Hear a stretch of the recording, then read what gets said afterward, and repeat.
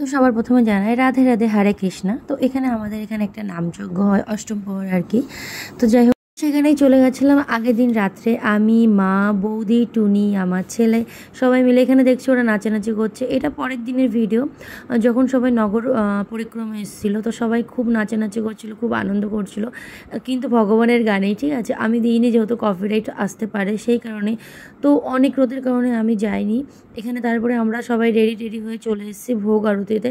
দেখো আমাদের এখানে ভোগ আরতি প্লাস হরে কৃষ্ণ নাম কেমন হয়। আর আমি আমার শ্বশুরবাড়ি ওইদিকে কিছু কিছু জায়গায় দেখেছি যেগুলো আমার একদমই পছন্দ হয় না। পছন্দ হয় না আমার শ্বশুরবাড়ির ওদিকে বললে হবে না, অনেক জায়গায় পছন্দ হয় না। কারণ সেখানে ইয়ং মেয়েদেরকে এনে ভগবানের নাম কীর্তনে ডিজে ডান্স সে কী সমস্ত করে, যেটা একদমই পছন্দ না। অরিজিনাল নাচ তো এটাই যে দুহাত তুলে কৃষ্ণ নাম করো। তো এখানে ভোগ আরতি হচ্ছে, দেখো সমস্ত মহিলারা এবং ছোটোখাটো বাচ্চা যারা আছে সবাই কি সুন্দর দুহাত তুলে ভগবান শ্রীকৃষ্ণের নাম করছে। ওই যে যারা দূরে যাকে দেখছেন গান করতে, উনি হচ্ছে কান্তি মহারাজ, মানে আমাদের গুরুদেব। মানে এখানে যারা আর কি কৃষ্ণ মতে আছে তাদের গুরুদেব, আমারও গুরুদেবই হবেই, মানে বললে একটু ভুল হয়ে গেল। যাই হোক, এখানে মা আমি চলে আসি, যেহেতু আজকে ভোগ আরতি ওই জন্য শাড়ি পরে এসেছি। আর এত গরম কি বলবো তোমাদেরকে। তো যাই হোক, দেখো কত সুন্দর সবাই নৃত্য করছে।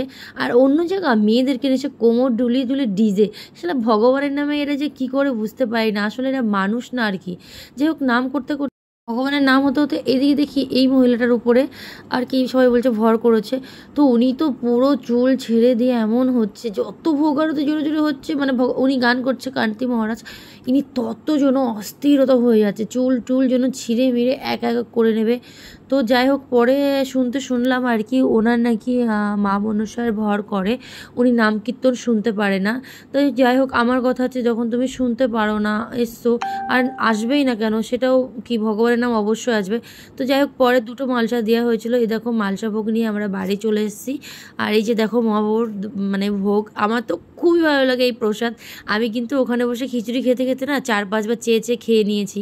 তারপরে এইগুলো বাড়ি এনে সমস্ত কিছু মাখাতে হবে, মাখানোর পরে প্রত্যেকের বাড়ি গিয়ে এই প্রসাদটা দিতে হবে। তো মানে আমি দেখো সমস্ত কিছু আলাদা করে নিচ্ছি। আর এখানে দামটা যে পরিমাণে নিয়েছে সেই পরিমাণে কিন্তু ওরা এত কিছু দেয়নি। তো যাই হোক, ভগবানের প্রসাদ তো যা দিয়েছে ওতেই অনেক সন্তুষ্ট। এই সমস্ত প্রসাদ এখন মাখিয়ে টাকিয়ে চলে যাব সবাইকে দিতে। আর ভিডিওটা যদি ভালো লাগে তো অবশ্যই সবাই একটা লাইক, কমেন্ট, শেয়ার আর ফলো করে পাশে থেকো। আর ওই যে কথাগুলো বললাম যে অন্য জায়গায় সত্যি আমার পছন্দ নয়, মেয়েদের কোমর ঢুলিয়ে ডিজে গান করা একদম ফালতু। ওরা ভগবানের নাম তো করে না, ওদের রূপ দেখাতে আসে।